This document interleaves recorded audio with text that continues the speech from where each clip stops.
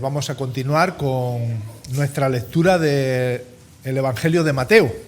Estamos estudiando un poco más despacio todo este precioso Evangelio y vamos a leer hoy en el capítulo 8 del Evangelio según San Mateo.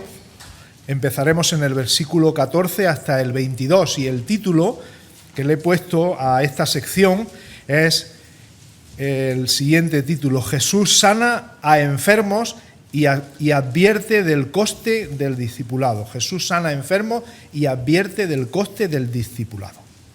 Así que vamos a leer con la ayuda del Señor. ¿Perdón, Mari? Mateo capítulo 8, empezando en el versículo 14. Y dice así la palabra de Dios. Mateo 8, 14. Vino Jesús a casa de Pedro y vio a la suegra de éste postrada en cama con fiebre, y tocó su mano, y la fiebre la dejó, y ella se levantó y les servía.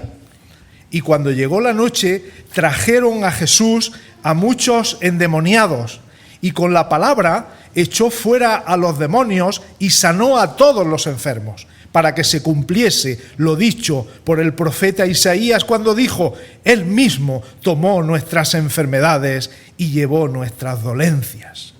Viéndose Jesús rodeado de mucha gente, mandó pasar al otro lado. Y vino un escriba y le dijo: Maestro, te seguiré a donde quiera que vayas. Jesús le dijo: Las zorras tienen guaridas y las aves del cielo nidos, mas el Hijo del Hombre no tiene dónde recostar su cabeza. Otro de sus discípulos le dijo: Señor, permíteme que vaya primero y entierre a mi padre. Jesús le dijo: Sígueme, deja que los muertos entierren a sus muertos. Que Dios bendiga su palabra. Veis que en los 4 evangelios hay muchos relatos de sanidades. Jesús curando enfermos, Jesús dando la vista a algunos que estaban ciegos, Jesús expulsando demonios, y este texto es uno de ellos, en el que vemos cómo Jesús sana a personas y también cómo vemos cómo Él actúa sobre las fuerzas demoníacas, sacándolos de las personas. Ahora no vamos a entrar en ningún detalle en cuanto a esto, pero después vamos a ampliar el tema. Ahora solamente diremos algo que creo que nos debe impresionar, nos debe impactar. Todas estas sanidades, todos estos exorcismos que venían de parte de Jesús por su poder como el Hijo de Dios, son anticipos, de alguna manera, de lo que será nuestra vida en la presencia de Cristo. Aquí, mientras estamos en este mundo, vamos a tener muchas enfermedades de diferentes tipos, vamos a tener dolores y vamos a tener también la presencia del pecado. La total ausencia de pecado, la liberación de todo pecado, mientras estemos con los pies en este suelo, no la vamos a tener. Es por eso por lo que, como digo, en la presencia de Jesús, tal como estaban estos enfermos, tal como estaban estas personas poseídas y eran libradas de todo lo que tenían, en la presencia de Jesús, Él traerá alivio, traerá calma, traerá salud y traerá la salvación del pecado. Cuando estemos en el reino celestial, y vuelvo a repetir, no aquí en este suelo, sino cuando estemos en el reino celestial, allí, con cuerpos glorificados a la semejanza de nuestro Señor Jesucristo, vamos a ser completamente libres del llanto. Vamos a ser libres del dolor, de la enfermedad, de la muerte y también de la influencia negativa de Satanás y de sus demonios. Así que en lo que hemos leído, ¿verdad?, en todas estas sanidades, vemos un anticipo de lo que vamos a vivir en el reino de Dios. Vamos a dividir a efectos prácticos, ¿verdad? Para poder entender mejor el mensaje, vamos a dividirlo en 3 partes. Vamos a hablar en principio de la suegra de Pedro. La suegra de Pedro. Vamos a ver lo que ocurrió con ella. Y lo hemos leído. Después vamos a hablar algo de la sanidad de otros muchos enfermos. No solamente Cristo sana a esa mujer, sino que va a sanar después a muchos más enfermos. Y vamos a ver en tercer lugar algo que parece inconexo con estos dos primeros temas, que es el coste del discipulado. Porque así, ¿verdad?, visto desde fuera, uno dice la sanidad de la suegra de Pedro, la sanidad de otras muchas personas, el coste de ser discípulo de Cristo. ¿Tiene algo que ver? Ahora lo vemos, ¿vale? Pero vamos a empezar con la suegra de Pedro. La curación de esta mujer, que era la madre de la esposa de Pedro. El apóstol Pedro tenía esposa. La madre de su esposa estaba enferma. Esto nos lo relatan los tres evangelios sinópticos, que como sabéis son Mateo, Marcos y Lucas. En los tres está la curación de la suegra del apóstol Pedro. De manera bastante parecida, Lucas añade que estaba en cama y que tenía mucha fiebre. Eso no lo dice Mateo, ¿verdad? Pero lo dice Lucas. Y Marcos nos informa que no fue Jesús por su cuenta a la casa de Pedro, sino que otros le informaron de que la suegra estaba enferma y Jesús pues se dirigió a la casa de Pedro. Pero son detalles pequeños que, como digo, los tres relatos son bastante parecidos en los tres evangelios sinópticos. ¿Qué le pasaba a la suegra de Pedro? ¿Por qué tenía tanta fiebre? Bueno, habría que haber estado allí, y no solo haber estado allí viéndola, sino haberle pedido muchas pruebas, ¿verdad? Ya sabéis cómo funciona esto de la medicina. Uno no puede saber, porque una persona tenga fiebre, no puede saber qué le pasa exactamente. Hay muchas enfermedades que cursan con fiebre alta, pero os voy a hablar de una, que es la brucelosis o la fiebre de Malta. No digo que fuera la enfermedad que tenía la suegra de Pedro, no digo eso, pero la fiebre de Malta, he estado mirando algunos libros, y es una enfermedad que cursa con fiebre muy alta, con anemia, con debilidad, y puede llegar a producir la muerte.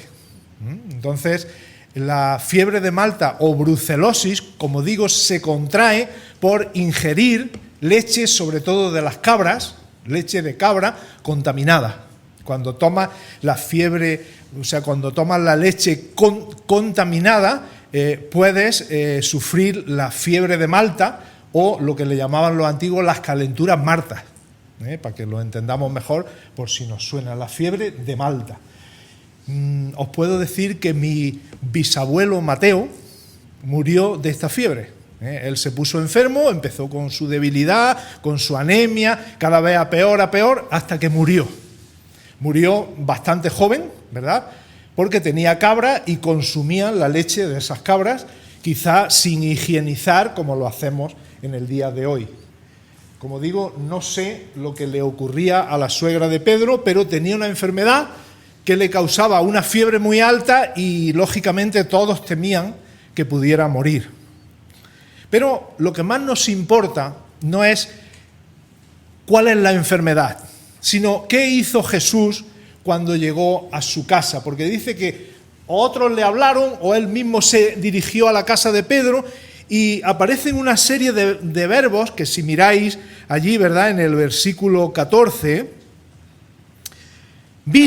dice que vino Jesús, que vio a la suegra de Pedro, y en el 15 dice que tocó su mano y la fiebre la dejó.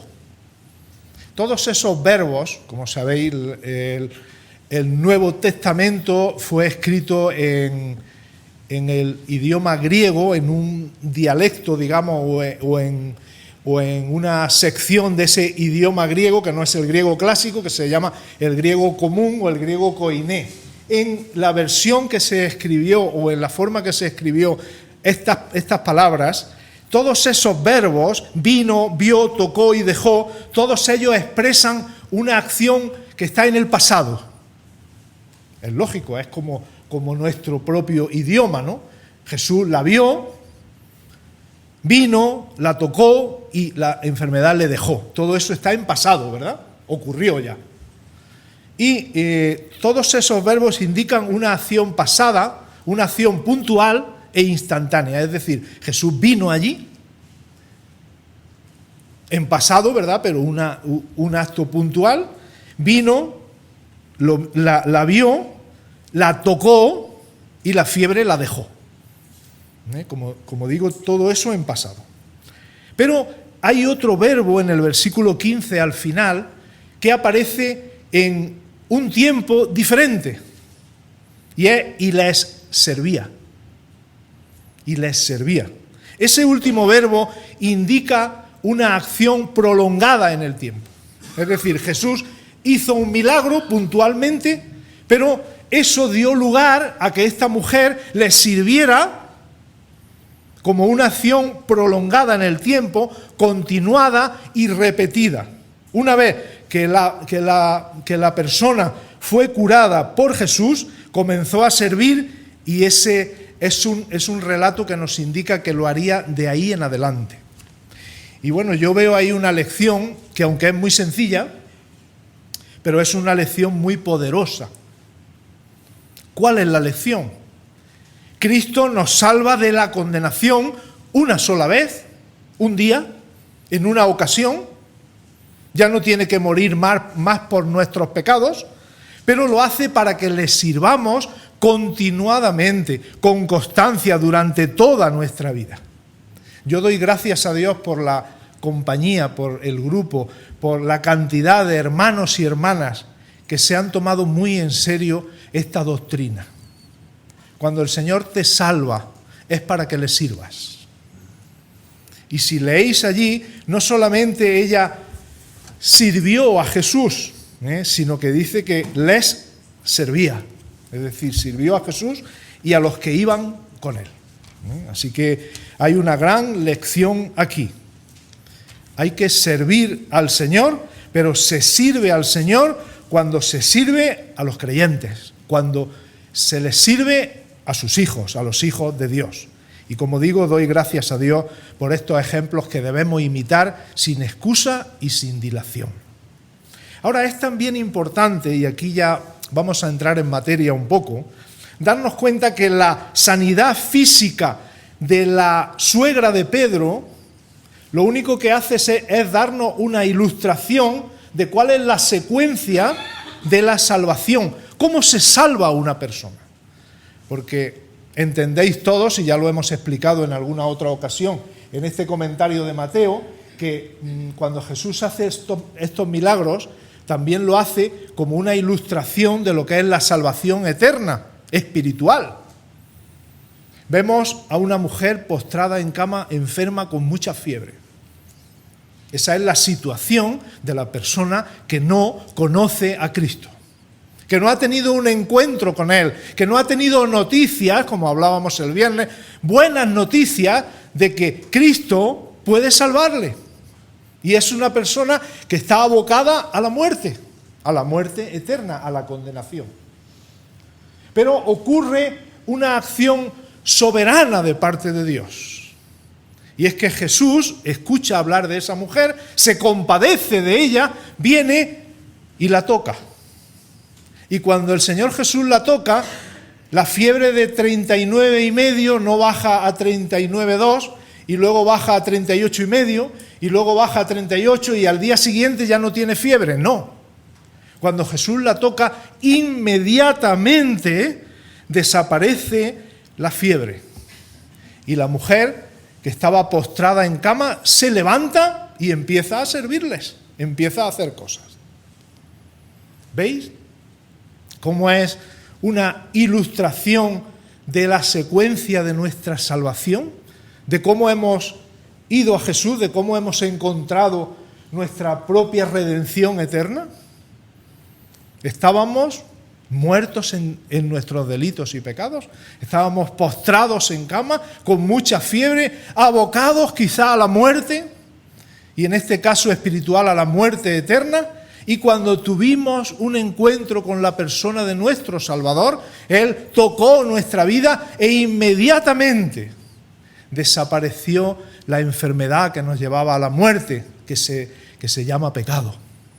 El Señor pagó por nuestros pecados y a partir de ese instante nosotros nos sentimos nuevas personas. Hemos sido regenerados, hemos nacido de nuevo y podemos servir al Señor con alegría. Eso es lo que esta mujer hizo.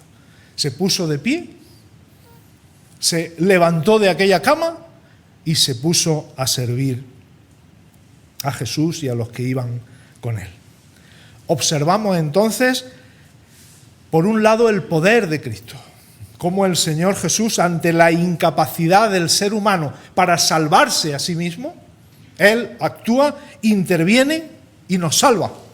Y por otro lado, la transformación radical que se produce en las personas con el toque divino, un cambio que se manifiesta a través de una vida de buenas obras, a través de una vida de servicio constante y sincero delante del Señor y delante de su iglesia.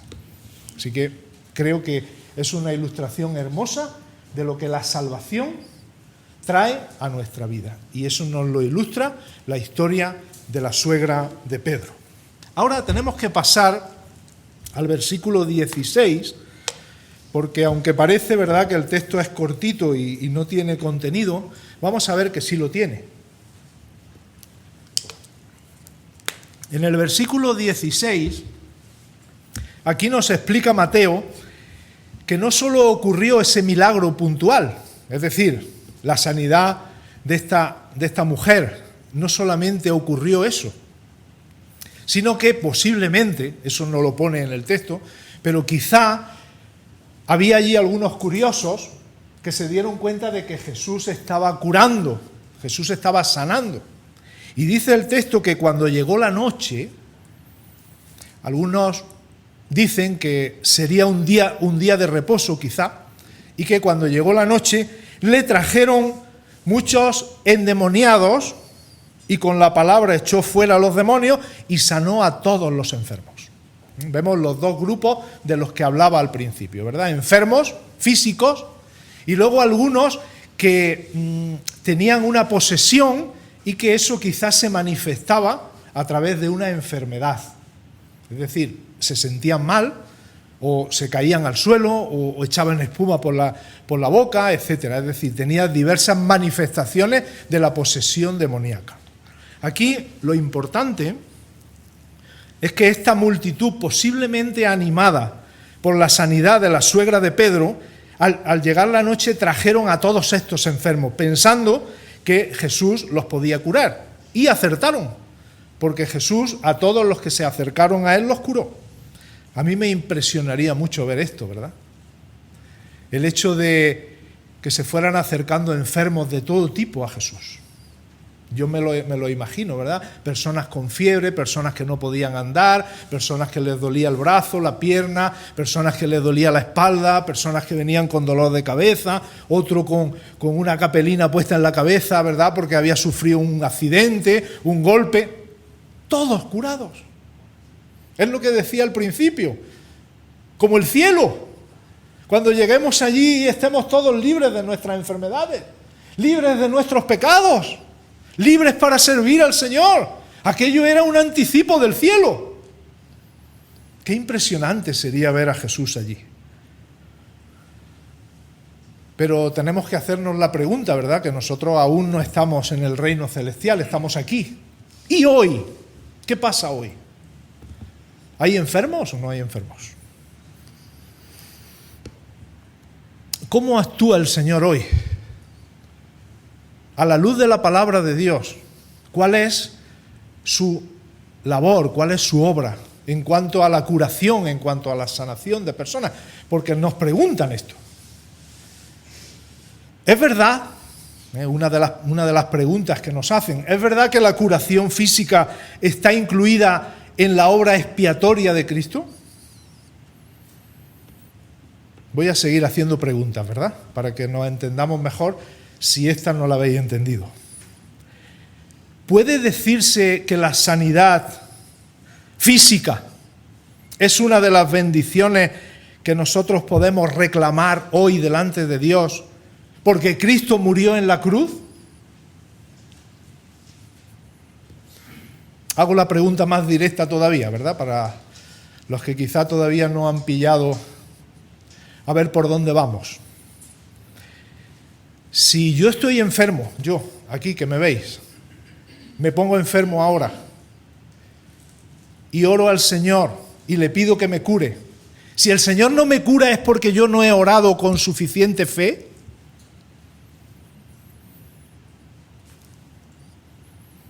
¿Estamos entendiendo la pregunta? Porque tenemos que responderla. Yo estoy enfermo, muy enfermo, y escucho vídeos por YouTube de pretendidos cristianos que me dicen que yo reclame la sanidad, porque la sanidad Cristo la ganó en la cruz. Reclámala, decrétala, declárala. Nos estamos enfrentando a eso.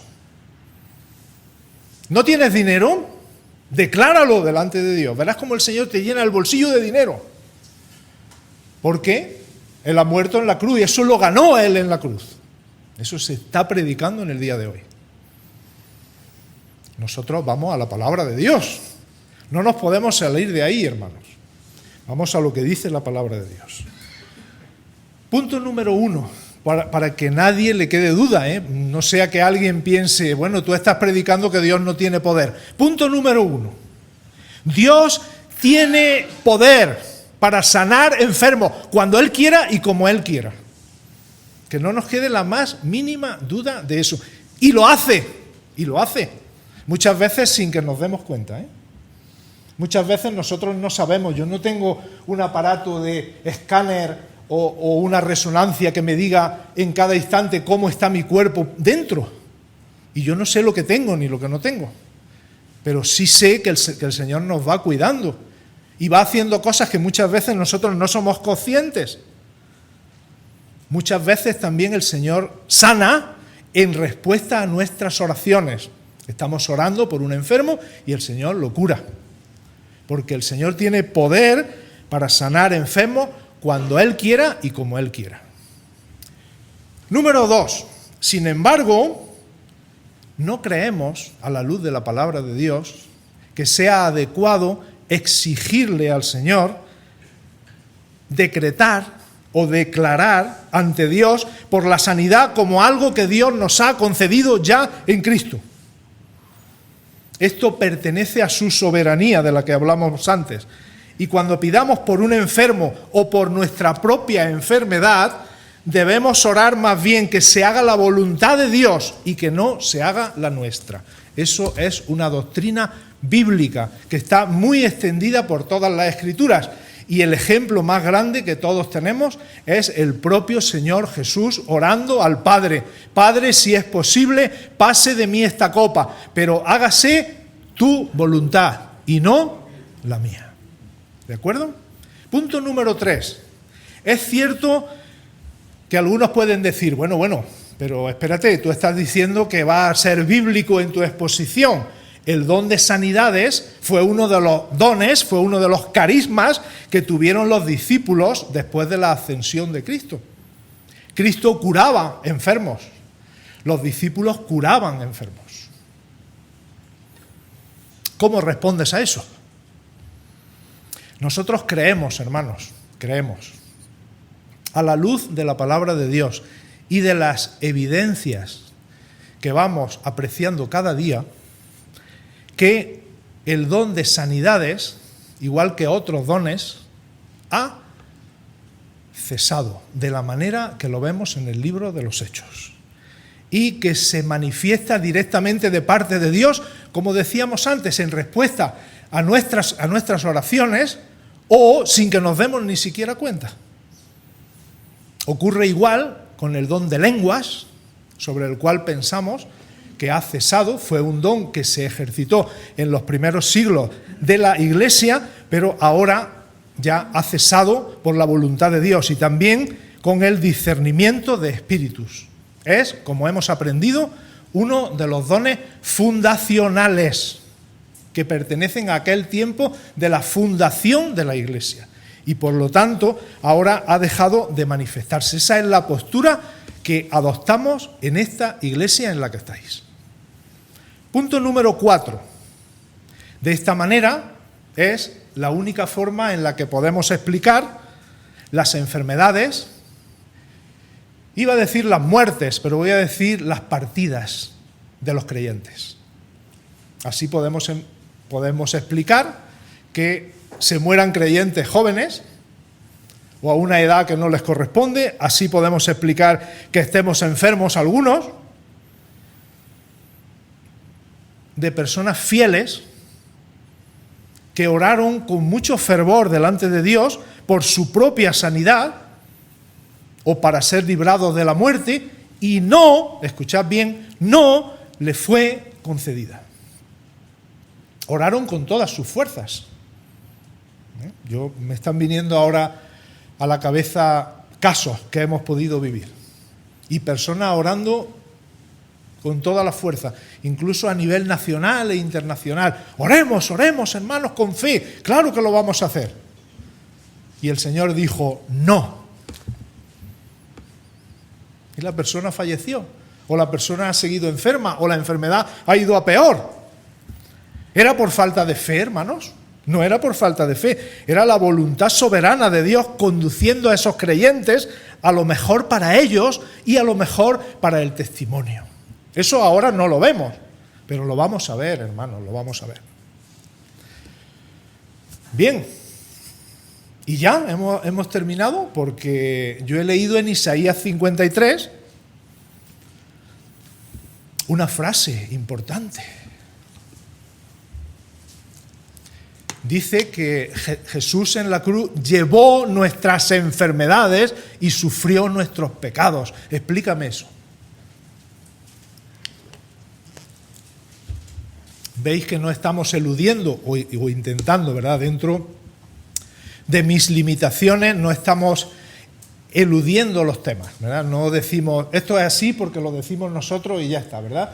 Hemos hablado los ancianos y hemos dicho, mirad, hermanos, en esta iglesia se cree esto y punto. No, estamos intentando explicarlo, como digo, con las limitaciones que cada uno tenemos. ¿A qué se refiere Mateo cuando cita Isaías 53, que dice que Jesús en la cruz llevó nuestras enfermedades y sufrió por nuestros pecados? ¿A qué se refiere?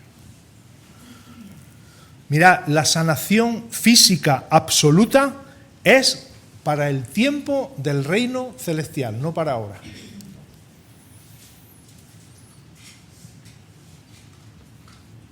En la cruz, nuestro Señor llevó todos nuestros pecados, ya se ha dicho hoy. Los que hicimos, los que estamos haciendo ahora y los que vamos a hacer, todos. Yo puedo ir al Señor a decirle, Señor, tú en la cruz has muerto por mis pecados, Señor, que yo mañana ya no peque. No quiero pecar mañana. No quiero pecar nunca más, porque tú ya has llevado los pecados en la cruz.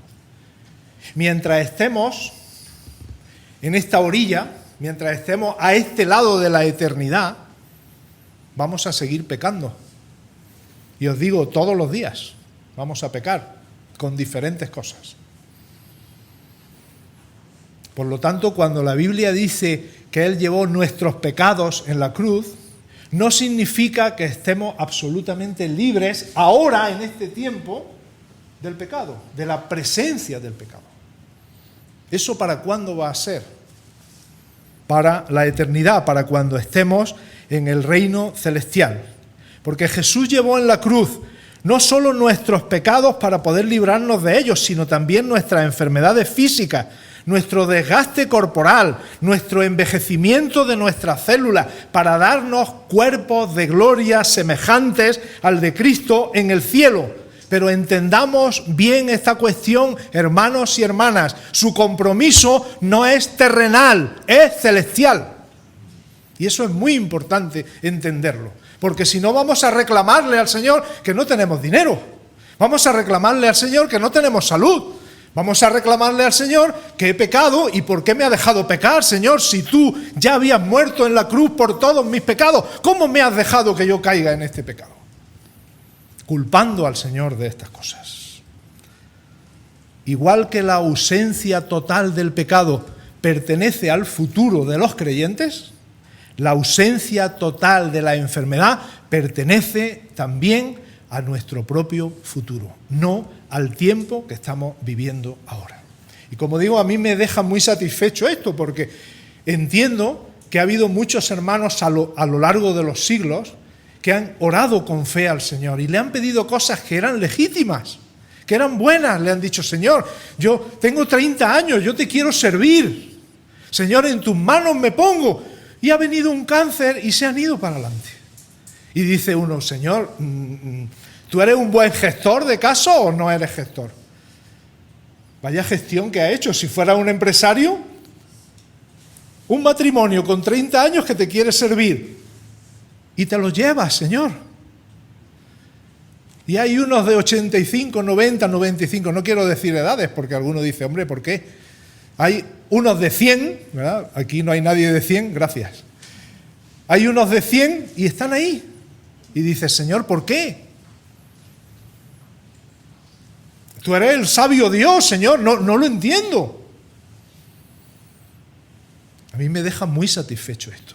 Cristo llevó nuestras enfermedades en la cruz y nuestros pecados, pero eso nosotros lo vamos a disfrutar al 100% cuando estemos en el reino celestial. Aquí todavía no, hermanos, todavía no. Porque si no nos vamos a volver locos. Si no nos van a decir: reclama, declara, decreta frente a Dios para que Él te lo dé, porque Él te lo ha prometido. Tú tienes derecho a eso. ¿A qué tenemos derecho los creyentes, hermanos? ¿A qué tenemos derecho? Todo recibido, nada merecido. Eso es la gracia. Todo recibido, nada merecido. Una pincelada. Ya hoy vamos de temas complicados, vamos bien. La expulsión de demonios. Otro tema complicadillo. ¿Veis el texto? Qué chiquitillo es, del 14 al 17. Y no sale nada de ahí. Bueno, no sale nada si no queremos sacar cosas. Vamos a sacar porque aparece la expulsión de demonios. Los exorcismos. ¿Qué pasa? ¿Jesús echaba fuera a los demonios? Sí. Lo pone en la Biblia. Nosotros no podemos negar lo que el Señor hacía. ¿Los discípulos echaban fuera demonios? Sí, lo hacían.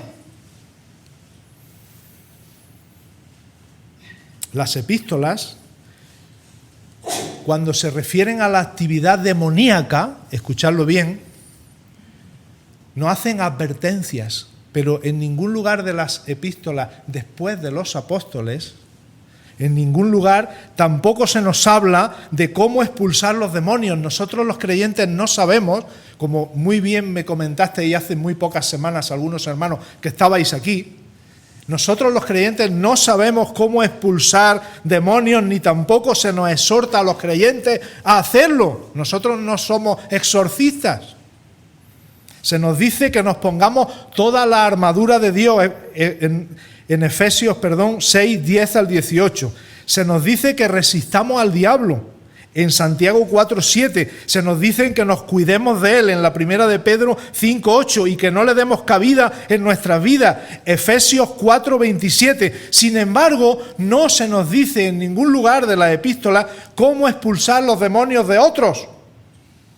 Ni siquiera que aún debamos considerar hacerlo.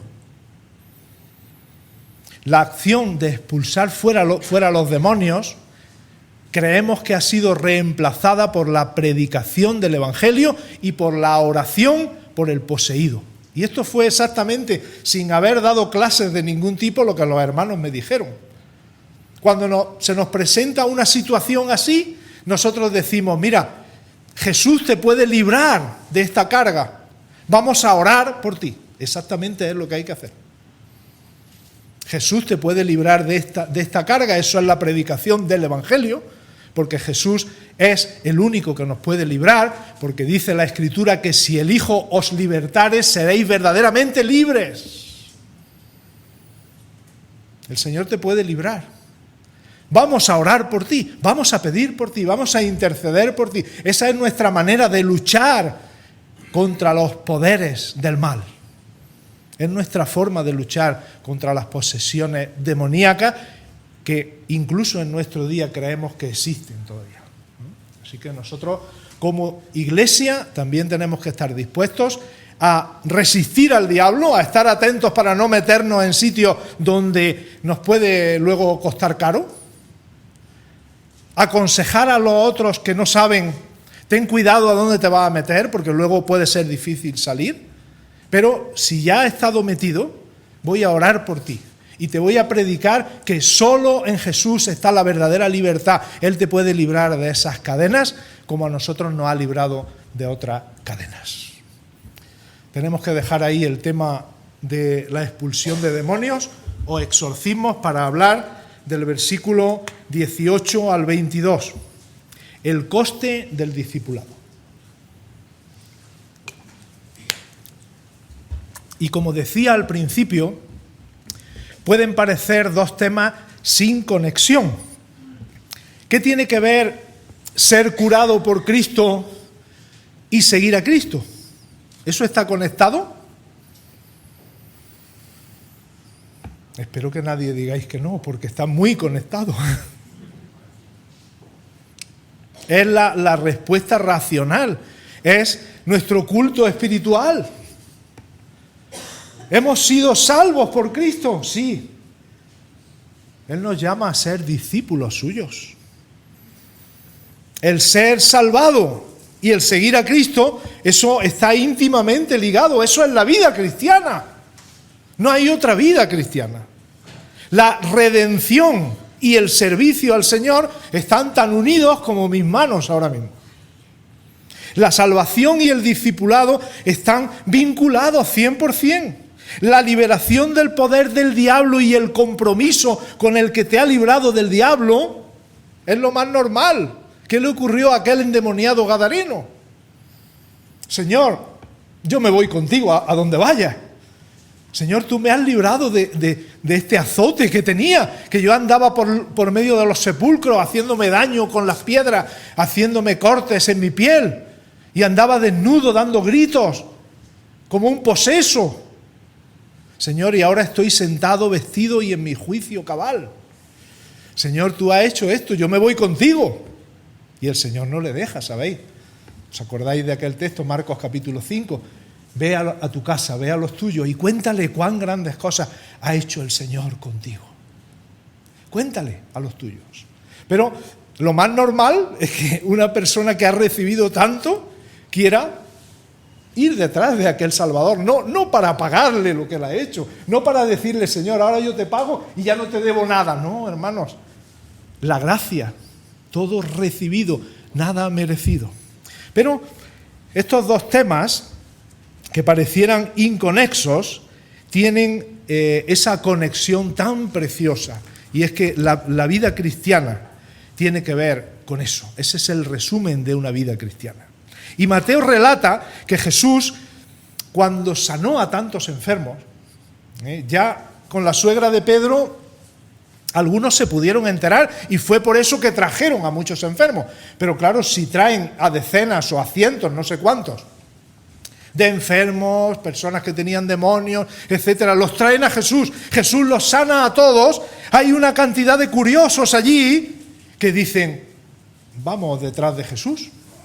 Rápidamente Jesús, cuando vio la curiosidad de las personas, no hizo como los showman de hoy en día, no hizo como los artistas de hoy en día, ¿verdad? Que quieren recibir la fama y se ponen en medio, se exponen para que todo el mundo les observe, para que todo el mundo les conozca y se dejan en las redes, ¿verdad? Se ponen en las redes para que todo el mundo sepa de ellos. Dice aquí el texto, y lo veis en el versículo 18, que viéndose Jesús rodeado de mucha gente, mandó pasar al otro lado. Le dijo a los discípulos, a los más íntimos, id ya preparando la barca. ¿Por qué? Porque hay mucha gente ya aquí, hay muchos curiosos. Vamos a montarnos en esta barca y pasamos al otro lado del mar. Y así no nos pueden seguir. ¿Veis cómo no es nuestra mentalidad, verdad? Muchas veces la mentalidad nuestra es, oye, mientras más personas haya, mejor. Que sepan, pero que sepan. Jesús no quiere ser aclamado por personas faltas de fe, hermanos.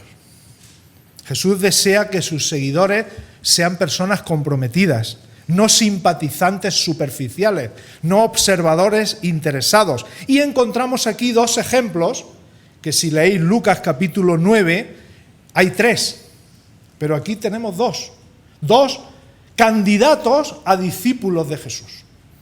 2 personas que, viendo todo aquello, se habían animado, y el primero de ellos era un escriba, ni más ni menos.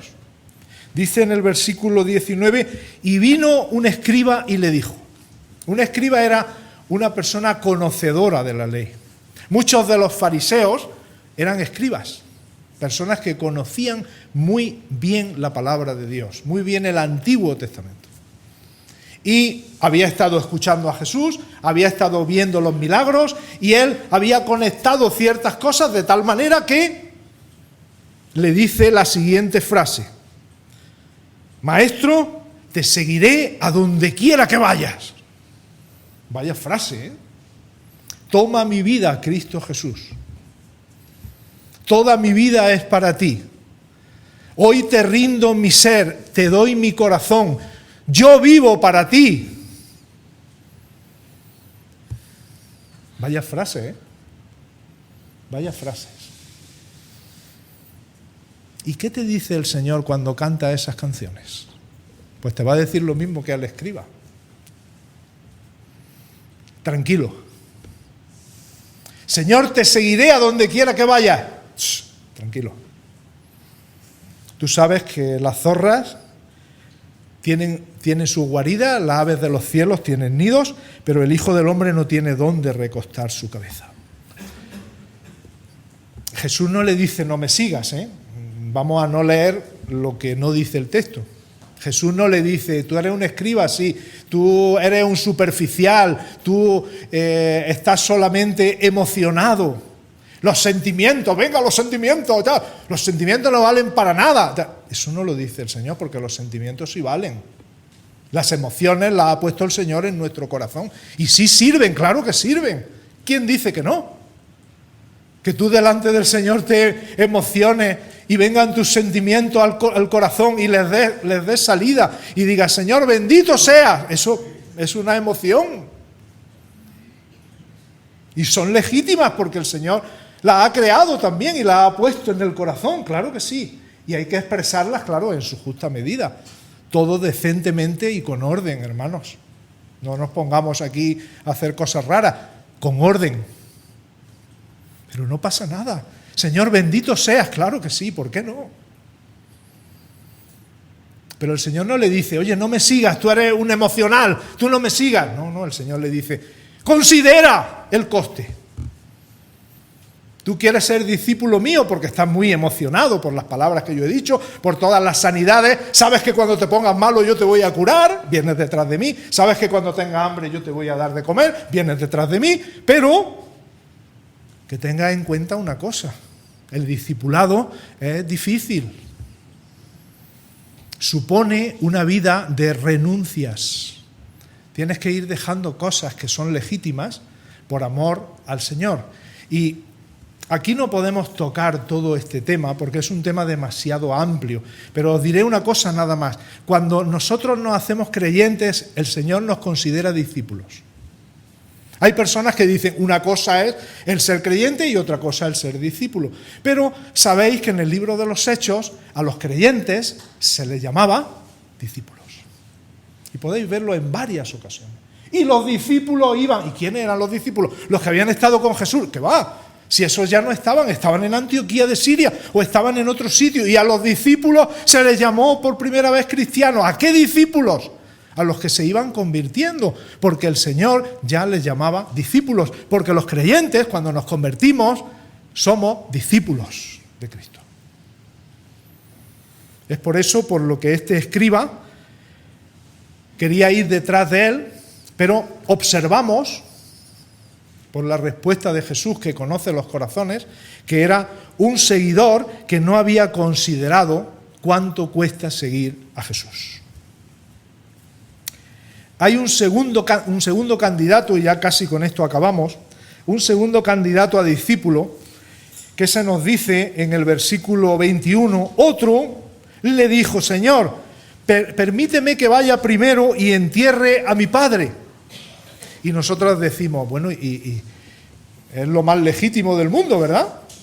¿Es que su padre se había muerto? Bueno, parece ser, por las interpretaciones, por los comentarios, ¿verdad? Y por las costumbres de aquella época, que cuando una persona decía, déjame que entierre a mi padre, no significa que estaba de cuerpo presente el padre, que estaba ya allí en el tanatorio, en la casa, o estaba en el sitio donde pusieran a las personas que ya habían fallecido.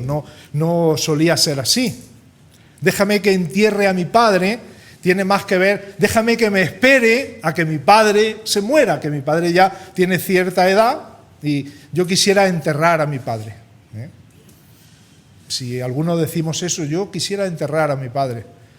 Enterrar significa que todavía no ha muerto, que no sabes cuántos años le queda y que dentro de un tiempo, pues quizá fallezca y tú quisieras estar allí en el entierro.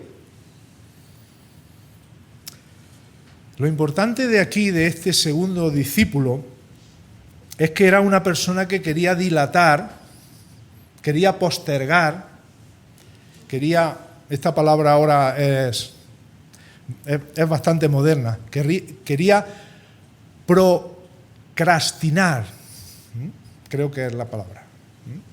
No sé si la digo exacta porque es una palabra tan moderna. Dejar para mañana lo que puede hacer hoy, que eso lo entendemos muy bien, ¿verdad? Procrastinar no lo entendemos tan bien, pero dejar para mañana lo que puede hacer hoy. Aplazar, postergar. Y entonces decía, Señor, yo te seguiré, sí, pero tú deja que yo deje mis cosas bien arregladas antes de seguirte. Vaya concepto, ¿verdad?, de Jesús. Vaya concepto del Señor, el dueño de nuestras vidas. Si yo le puedo decir al Señor, Señor, ahora no, luego ya yo cuando ya veré.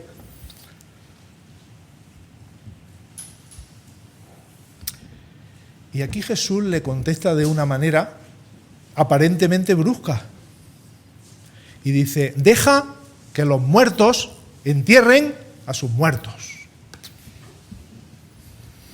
Como digo hoy, me parecía el tema sencillo, pero aquí nos hemos metido a fondo. Deja que los muertos entierren a sus muertos. Vaya respuesta, Señor. ¿A quién te refieres? No entiendo nada. Deja que los muertos, como uno que está muerto va a enterrar a otro. Señor. Bueno, sabéis que hay una figura de dicción, una figura retórica que se llama paradoja. ¿Qué es una paradoja? Es una contradicción, una aparente contradicción. Os voy a poner un ejemplo y lo vais a entender rapidísimo. Dice el apóstol Pablo, cuando soy débil, entonces soy fuerte. Pablo, ¿eres débil o eres fuerte? Eso es una figura para realzar lo que Pablo quería decir, que es la paradoja, una contradicción. ¿Y cómo entiende uno las paradojas? Resolviéndolas en diferentes niveles. Esa es la única manera de entender las paradojas. Si yo os digo, esperaros, que os voy a explicar lo que dice Pablo. Cuando soy débil, entonces soy fuerte. No entiendo nada. Esperad un momento. A ver si lo entiende ahora. Cuando soy débil humanamente, soy fuerte en Cristo. ¿A qué hora sí lo entendéis? ¿Por qué? Porque lo hemos resuelto en diferentes niveles. Cuando soy débil yo, soy fuerte en Cristo. Son diferentes niveles, no es el mismo. Lógicamente, si tú estás en el mismo nivel, cuando soy débil, entonces soy fuerte. No, hombre, o eres débil o eres fuerte, pero no puedes ser las dos cosas a la vez. Ahora, mirad nuestro texto. Deja que los muertos entierren a sus muertos. Yo sé que muchos de aquí esto lo tenéis claro. ¿Quiénes son los primeros muertos? Deja que los muertos entierren a sus muertos. ¿Quiénes son los primeros muertos que pueden enterrar a gente? Los muertos espirituales. ¿Sí o no? ¿Estamos ahí? Que ya llevamos mucho tiempo.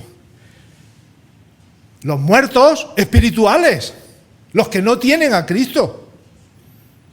Y eso lo enseña el Señor Jesús. Nosotros no nos hemos inventado, estamos muertos en delitos y pecados. Eso lo dijo el apóstol Pablo, pero eso no se lo inventó el apóstol Pablo, ya lo había dicho el Señor. Deja que los muertos espirituales, los que no tienen a Dios, los que no tienen a Cristo, déjalos que ellos hagan cosas, coman, beban, entierren a sus muertos. Y los segundos muertos, ¿quiénes son? Los muertos físicos. El que está en un ataúd metido. Deja que los muertos espirituales entierren a los que están en el ataúd. ¿Esto significa, hermanos, que nosotros no debemos ir a los entierros? No. ¿Esto significa que nosotros no debemos oficiar en un entierro? No, si no yo ya estaría condenado, ¿verdad? Porque ya llevo algunos. No. No aplaces, es lo que le está diciendo el Señor, no aplaces tu responsabilidad con Cristo. Nuestro deber no es declinar la lealtad al Señor hasta que los mayores de nuestra familia fallezcan.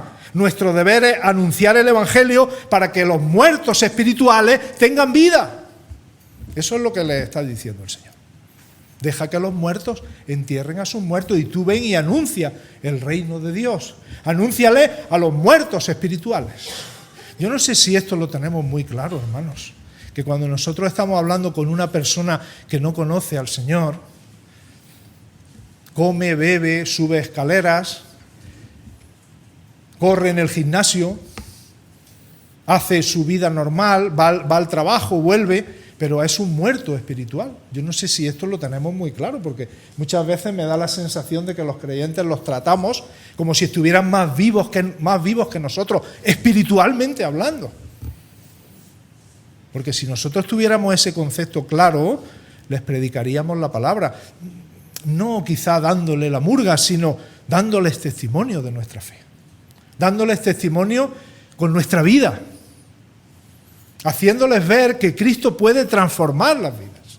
Haciéndoles ver que son muertos espiritualmente hablando y que como no pongan algún remedio, van a ir al infierno. Yo no sé si lo tenemos esto tan claro, hermanos. Porque pensamos muchas veces que ellos van al cielo delante de nosotros. Pero no es así, eso no es lo que dice la palabra de Dios. En Londres, un hombre con un cartel así grande, con un carrito de la compra detrás que llevaba música. Solo Cristo puede librarte del infierno. Al lado de la abadía de Westminster. Dando testimonio de su fe. Cuando lo vimos, hermano, amén, hermano. Y nos sonrió y se puso contento. Solo Cristo puede librarte del infierno. En la puerta de la abadía de Westminster hace 3 semanas en Londres. Dando testimonio del Señor. Para todo aquel que quiera leerlo, solamente Él. Eres un muerto espiritual, tienes que ir a Cristo. Si no, el final es la condenación, por muy buenas obras que haya hecho. El final es la condenación, hermanos.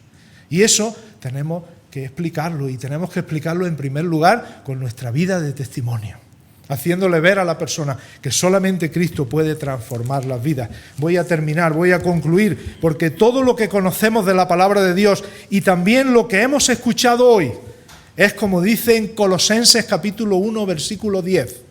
Todo esto es para que andéis como es digno del Señor, agradándole en todo, llevando fruto en toda buena obra y creciendo en el conocimiento de Dios, fortalecidos con todo poder, conforme a la potencia de su gloria, para toda paciencia y longanimidad, con gozo, dando gracias al Padre que nos hizo aptos para participar de la herencia de los santos en luz, el cual nos ha librado de la potestad de las tinieblas y trasladado al reino de su amado Hijo, en quien tenemos redención por su sangre, el perdón de pecados.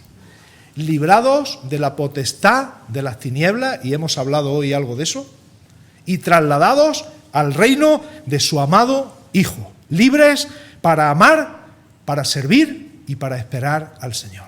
Que Él siempre reciba en nuestras vidas toda la gloria y la honra, porque Él la merece. Amén, hermanos.